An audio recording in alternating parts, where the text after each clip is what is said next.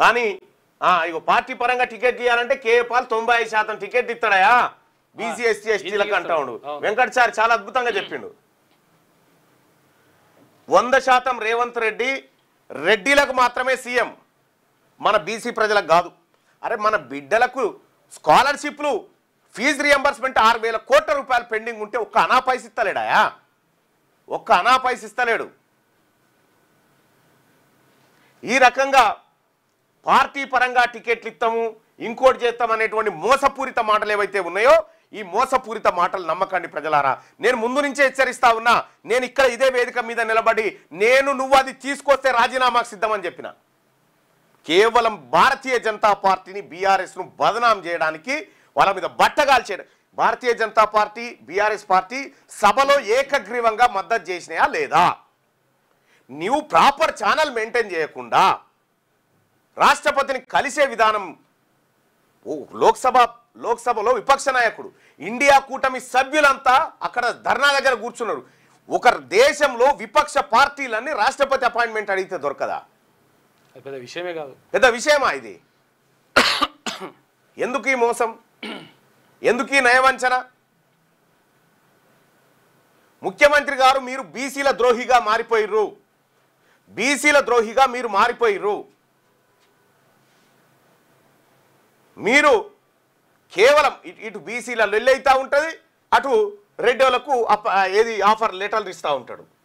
అందుకోసమే మీ 15% మీరు తీసుకోర్రి. రాహుల్ గాంధీ గారు మీరు కూడా చెప్తా ఉన్నారు కదా, జిస్కీ జిత్ని ఇస్ ఆబాది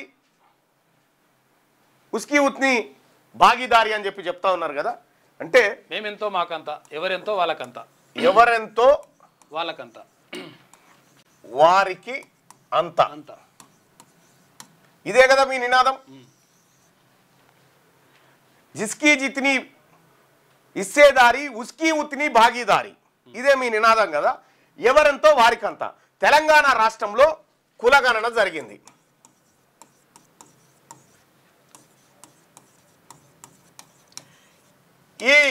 ఇప్పుడు ఈ సూత్రం ప్రకారం, ఈ ధర్మసూత్రం ప్రకారము తెలంగాణ రాష్ట్రంలో ఓసీల జనాభా 15% అని తేలింది కదా ప్రభుత్వ లెక్కల ప్రకారం. అదే అవి దొంగ లెక్కలా ఇంకో లెక్కలా ఎక్కువ చూపించాలని ఏం చేసిరు అనేది పక్కన పెడితే ఈ 15% అయితే చూపించారు కదా. ఎవరికి ఎంతో వారికంతా. మా సంగతి వదిలేది. ఫస్ట్ మీ ఓసీలది 15% తీసుకోరు కథం. మీ ఓసీలకు 15% తీసుకోరు. ప్రతి మంది మా బీసీ, మా ఎస్సీ, మా మైనార్టీ, మా ఏది ఎస్టీలు మేమందరం చూసుకుంటాం. మీ ఫస్ట్ మీ 15% తీసుకొని పక్కన జరుగురి. నువ్వు పార్టీ పరంగా టికెట్లు అన్నాగో పార్టీ పరంగా మా 42 మంచుడు కాదు, పార్టీ పరంగా మీ 15 మంచుకొని పక్కన జరుగురి. అంతే, అంతకంటే ఎక్కువ 15 మీరు తీసుకొని అటు ఉండ్రి. మీ దాంట్లోకి ఏ కాన వద్దు మాకు.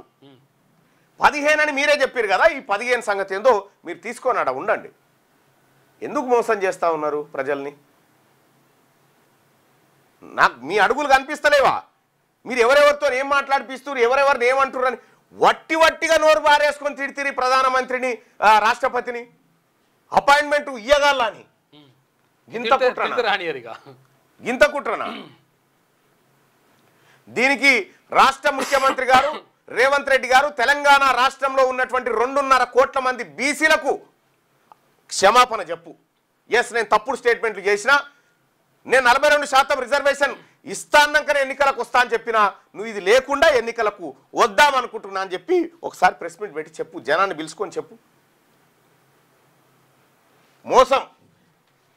మీ ఓసీ ప్రజలకు సంబంధించిన 15% తీసుకోండి నాయన. మీరు మీ 15% మీరు తీసుకోండి. 1% తగ్గకుండా, 1% కూడా తక్కువ తీసుకోకూరి. మిగతాది మీ 15 పోతే మా ఎస్సీలం, మా ఎస్టీలం, మా మైనార్టీలం, మా బీసీలం మేము చూసుకుంటాం. మాకు 42 ఇచ్చుడు మీకు కష్టం కాదా? 15 ఇంత కుప్పలకే ఇప్పుడు ఇంత కుప్పు ఉంది, ఇళ్ళకేని 42% తీసుడు అంటే కష్టం కాదా? కష్టం. 42% కుప్ప తీసి పక్కకు పెట్టుడు. ఇక 15% అంటే ఇట్లా వీకి అవతల మారేయచ్చు. ఈ 15%ని ఈ కుప్ప బయటికి తీస్తే మిగతా అంత మాదేనా? ఇంకొక మాట కూడా చెప్తున్నా, దయచేసి మీ ఓట్లు కూడా వద్దు. మీ ఓట్లు మాకొద్దు, మా ఓట్లు మీకొద్దు. ఇక జాలు నాయన చేసిన నయవంచన. ఈ 18 నెలల్లోనే మీ కష్టం తేలిపోయింది. మీ కష్టం గురించి అర్థమవుతా ఉంది. ఎస్ ఆల్రెడీ ఉన్నారు అశోక్ అన్న 50% పైగా బీసీలు 50% పైగా సర్పంచ్ స్థానాలు సాధిస్తున్నారు. ఎంపీ ఎమ్మెల్యే స్థానాల్లో రిజర్వేషన్లు కావాలి. ఎస్ కావాల్సింది అక్కడ, చట్టసభలో కావాల్సింది అక్కడ. ఇది మోసం. ఈ మోసాన్ని ఎట్టి పరిస్థితిలో చూస్తూ ఊరుకోవడానికి సిద్ధంగా లేం. తెలంగాణ బీసీ ప్రజలారా, మన ద్రోహి ఎవడో మన శత్రువు ఎవడో తేలిపోయింది. ఈ 42% రిజర్వేషన్ కాడనే బీసీల శత్రువు ఎవడో తేలిపోయింది. శత్రువు తెలిసిన తర్వాత యుద్ధం ఈజీగా అవుతుంది. క్లారిటీ ఉంటే కాబట్టి బీసీ ప్రజలారా అందరికీ రిక్వెస్ట్ చేస్తా ఉన్నా, మన శత్రువు ఎవడో తేలిపోయింది. ఇప్పుడు ఒక విషయం, మీరు లైవ్ చూస్తున్న ప్రజలారా, ఇప్పుడు మిమ్మల్ని నేను తిట్టి మీ దగ్గర అపాయింట్మెంట్ అడిగి తీస్తారా అన్న? మీ ఇంటికి వస్తాను చూకుంటావా? మిమ్మల్ని తిట్టిన తర్వాత నేను మిమ్మల్ని తిట్టింది అనుకో, తిట్టి అన్న మీ అపాయింట్మెంట్ కావాలని లెటర్ పెడితే ఏమంటావు అన్నను? మీరు ఏమంటారు అన్న? కామెంట్ చేయండి అన్న.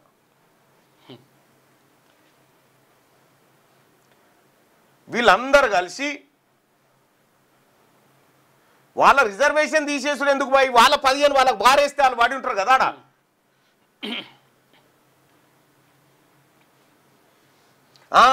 2% మండల కమిషన్లో బీసీలను రిజర్వేషన్ పెరిగితే తగలబడ్డ ఈ రెడ్లు 42% ఇస్తారని ఎలా అనుకుంటున్నారని చెప్పి హనుమయ్య అంటుండు. 100% ఇది కరెక్ట్.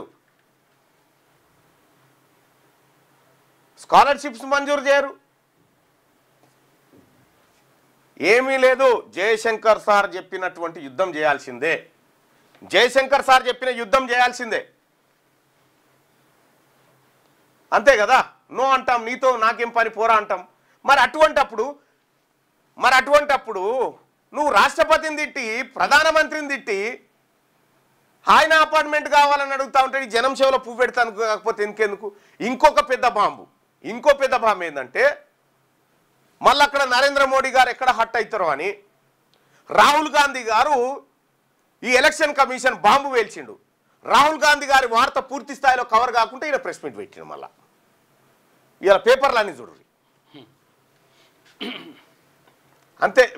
వీళ్ళని రాజకీయంగా పేరు వెనకాల తోక కనిపిస్తే దాన్ని కోటేయకూడదు ఎట్టి పరిస్థితిలో.